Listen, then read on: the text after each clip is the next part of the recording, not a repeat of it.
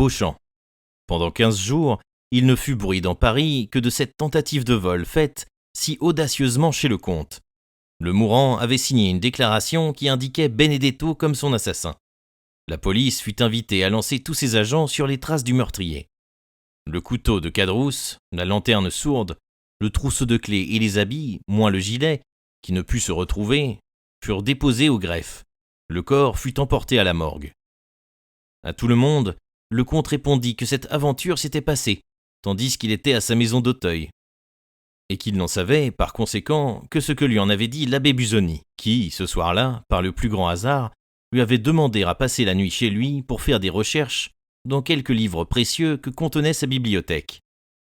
Bertuccio seul pâlissait toutes les fois que ce nom de Benedetto était prononcé en sa présence, mais il n'y avait aucun motif pour que quelqu'un s'aperçût de la pâleur de Bertuccio. Villefort, appelé à constater le crime, avait réclamé l'affaire et conduisait l'instruction avec cette ardeur passionnée qu'il mettait à toutes les causes criminelles où il était appelé à porter la parole.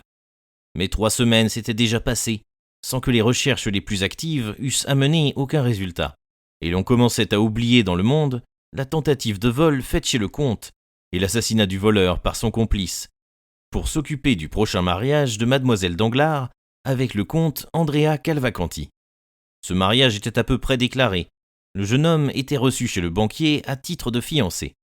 On avait écrit à M. Cavalcanti père, qui avait fort approuvé le mariage, et qui, en exprimant tous ses regrets de ce que son service l'empêchait absolument de quitter Parme où il était, déclarait consentir à donner le capital de 150 000 livres de rente. Il était convenu que les 3 millions seraient placés chez Danglars, qui les ferait valoir. Quelques personnes avaient bien essayé de donner au jeune homme des doutes sur la solidité de la position de son futur beau-père, qui, depuis quelque temps, éprouvait à la bourse des pertes réitérées. Mais le jeune homme, avec un désintéressement et une confiance sublimes, repoussa tous ces vains propos, dont il eut la délicatesse de ne pas dire une seule parole au baron. Aussi, le baron adorait-il le comte Andrea Cavalcanti. Il n'en était pas de même de mademoiselle Eugénie Danglars. Dans sa haine instinctive contre le mariage, elle avait accueilli Andrea comme un moyen d'éloigner Morcerf. Mais maintenant qu'Andrea se rapprochait trop, elle commençait à éprouver pour Andrea une visible répulsion. Peut-être le baron s'en était-il aperçu, mais comme il ne pouvait attribuer cette répulsion qu'à un caprice, il avait fait semblant de ne pas s'en apercevoir. Cependant, le délai demandé par Beauchamp était presque écoulé. Au reste, Morcerf avait pu apprécier la valeur du conseil de Monte Cristo, quand celui-ci lui avait dit de laisser tomber les choses d'elles-mêmes. Personne n'avait relevé la note sur le général, et nul ne s'était avisé de reconnaître dans l'officier qui avait livré le château de Janina le noble comte siégeant à la chambre des pairs. Albert ne s'en trouvait pas moins insulté, car l'intention de l'offense était bien certainement dans les quelques lignes qu'il avait blessées. En outre, la façon dont Beauchamp avait terminé la conférence avait laissé un amer souvenir dans son cœur. Il caressait donc dans son esprit l'idée de ce duel dont il espérait, si Beauchamp voulait bien s'y prêter, dérober la cause réelle, même à ses témoins. Quant à Beauchamp, on ne l'avait pas revu depuis le jour de la visite qu'Albert lui avait faite, et à tous ceux qui le demandaient, on répondait qu'il était absent pour un voyage de quelques jours. Où était-il ? Personne n'en savait rien. Un matin, Albert fut réveillé par son valet de chambre, qui lui annonça Beauchamp. Albert se frotta les yeux, ordonna que l'on fît attendre Beauchamp dans le petit salon fumoir du rez-de-chaussée, s'habilla vivement et descendit. Il trouva Beauchamp se promenant de long en large. En l'apercevant, Beauchamp s'arrêta. « La démarche que vous tentez en vous présentant chez moi de vous-même, et sans attendre la visite que je comptais vous faire aujourd'hui, me semble d'un bon augure, monsieur, dit Albert. Voyons, dites vite, faut-il que je vous tende la main en disant « Beauchamp, avouez un tort et conservez-moi un ami » ou faut-il que tout simplement je vous demande quelles sont vos armes ? Albert, dit Beauchamp, avec une tristesse qui frappa le jeune homme de stupeur, asseyons-nous d'abord et causons. Mais il me semble, au contraire, monsieur, qu'avant de nous asseoir, vous avez à me répondre. Albert, dit le journaliste, il y a des circonstances où la difficulté est justement dans la réponse. Je vais vous la rendre facile, monsieur, en vous répétant la demande. Voulez-vous rétracter, oui ou non ?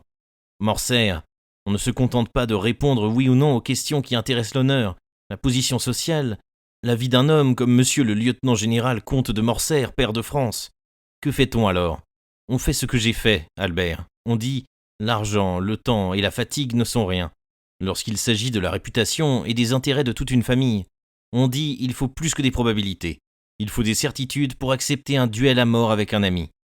On dit si je croise l'épée, ou si je lâche la détente d'un pistolet sur un homme dont j'ai, pendant 3 ans, serré la main, il faut que je sache au moins pourquoi je fais une pareille chose, afin que j'arrive sur le terrain avec le cœur en repos et cette conscience tranquille dont un homme a besoin quand il faut que son bras sauve sa vie. Eh bien, demanda Morcerf avec impatience. Que veut dire cela ? Cela veut dire que j'arrive de Janina. De Janina, vous ?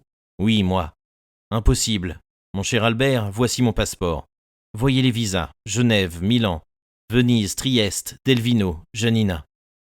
En croirez-vous la police d'une république, d'un royaume et d'un empire ? Albert jeta les yeux sur le passeport et les releva étonné sur Beauchamp. Vous avez été à Janina, dit-il. Albert, si vous aviez été un étranger, un inconnu, un simple lord, comme cet Anglais qui est venu me demander raison il y a 3 ou 4 mois, et que j'ai tué pour m'en débarrasser, vous comprenez que je ne me serais pas donné une pareille peine. Mais j'ai cru que je vous devais cette marque de considération. J'ai mis 8 jours à aller, 8 jours à revenir, plus 4 jours de quarantaine et 48 heures de séjour.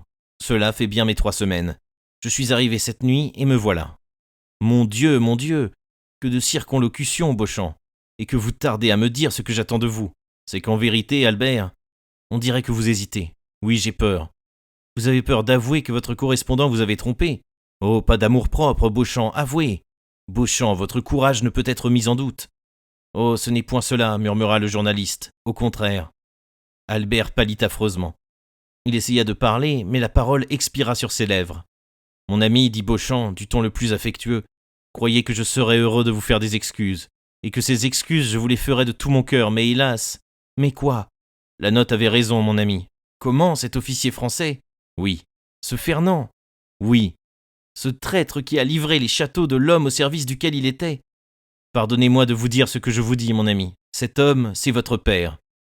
Albert fit un mouvement furieux pour s'élancer sur Beauchamp, mais celui-ci le retint bien plus encore avec un doux regard qu'avec sa main étendue. Tenez, mon ami, dit-il en tirant un papier de sa poche. Voici la preuve. Albert ouvrit le papier.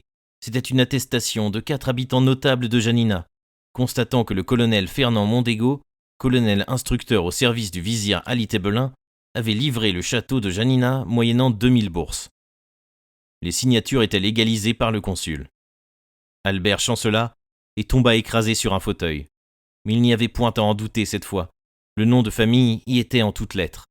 Aussi, après un moment de silence muet et douloureux, son cœur se gonfla, les veines de son cou s'enflèrent, et un torrent de larmes jaillit de ses yeux. Beauchamp, qui avait regardé avec une profonde pitié ce jeune homme, cédant au paroxysme de la douleur, s'approcha de lui.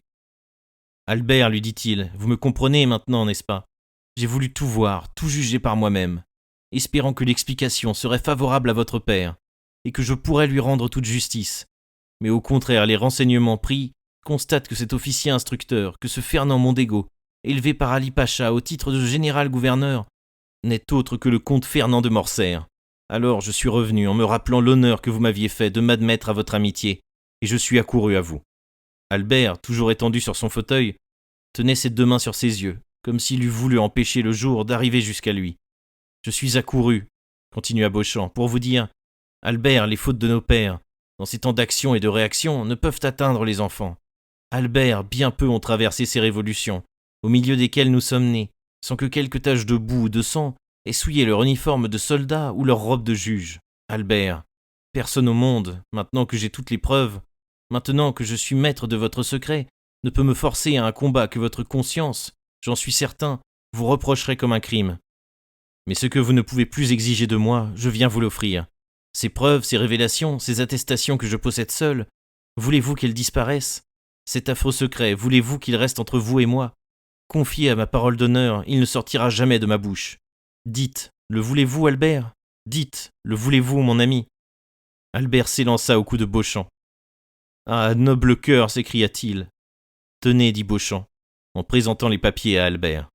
Albert les saisit d'une main convulsive, les étreignit et les froissa, songea à les déchirer, mais, tremblant que la moindre parcelle enlevée par le vent ne le vînt un jour frapper au front, il alla à la bougie, toujours allumée pour les cigares, et en consuma jusqu'au dernier fragment. « Cher ami, excellent ami », murmurait Albert tout en brûlant les papiers. Que tout cela s'oublie comme un mauvais rêve, dit Beauchamp, s'efface comme ces dernières étincelles qui courent sur le papier noirci. Que tout cela s'évanouisse comme cette dernière fumée qui s'échappe de ces cendres muettes. Oui, oui, dit Albert, et qu'il n'en reste que l'éternelle amitié que je voue à mon sauveur, amitié que mes enfants transmettront aux vôtres, amitié qui me rappellera toujours que le sang de mes veines, la vie de mon corps, l'honneur de mon nom, je vous les dois. Car si une pareille chose eût été connue, oh, Beauchamp, je vous le déclare, je me brûlais la cervelle, ou non, pauvre mère, car je n'eusse pas voulu la tuer du même coup, ou je m'expatriais. Cher Albert, dit Beauchamp, mais le jeune homme sortit bientôt de cette joie inopinée, et pour ainsi dire factice, et retomba plus profondément dans sa tristesse. Eh bien, demanda Beauchamp, voyons, qu'y a-t-il encore, mon ami? Il y a, dit Albert, que j'ai quelque chose de brisé dans le cœur. Écoutez, Beauchamp, on ne se sépare pas ainsi en une seconde de ce respect, de cette confiance et de cet orgueil qu'inspire à un fils le nom sans tache de son père. Oh, Beauchamp, Beauchamp, comment à présent vais-je aborder le mien? Reculerai-je donc mon front quand il approchera ses lèvres, ma main dont il approchera sa main? Tenez, Beauchamp, je suis le plus malheureux des hommes. Ah, ma mère, ma pauvre mère, dit Albert en regardant à travers ses yeux noyés de larmes le portrait de sa mère. Si vous avez su cela, combien vous avez dû souffrir? Voyons, dit Beauchamp en lui prenant les deux mains. Du courage, ami. Mais d'où venait cette première note insérée dans votre journal? S'écria Albert. Il y a derrière tout cela une haine inconnue, un ennemi invisible. Eh bien, dit Beauchamp, raison de plus. Du courage, Albert. Pas de traces d'émotion sur votre visage. Portez cette douleur en vous comme le nuage porte en soi la ruine et la mort. Secret fatal que l'on ne comprend qu'au moment où la tempête éclate. Allez, ami, réservez vos forces pour le moment où l'éclat se ferait.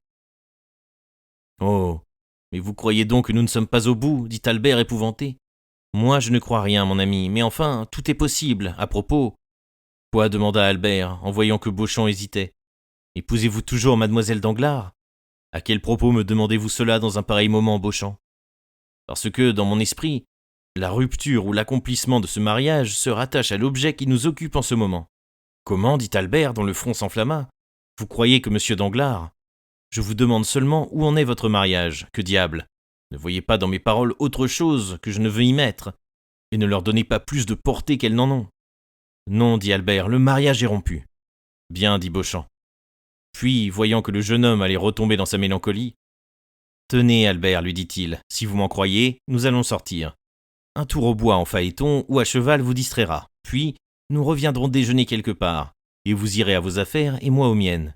Volontiers, dit Albert. Mais sortons à pied. Il me semble qu'un peu de fatigue me ferait du bien. Soit, dit Beauchamp. Et les deux amis, sortant à pied, suivirent le boulevard. Arrivés à la Madeleine, tenez, dit Beauchamp, puisque nous voilà sur la route, allons un peu voir monsieur de Monte Cristo, il vous distraira. C'est un homme admirable pour remettre les esprits, en ce qu'il ne questionne jamais. Or, à mon avis, les gens qui ne questionnent pas sont les plus habiles consolateurs. Soit, dit Albert. Allons chez lui. Je l'aime.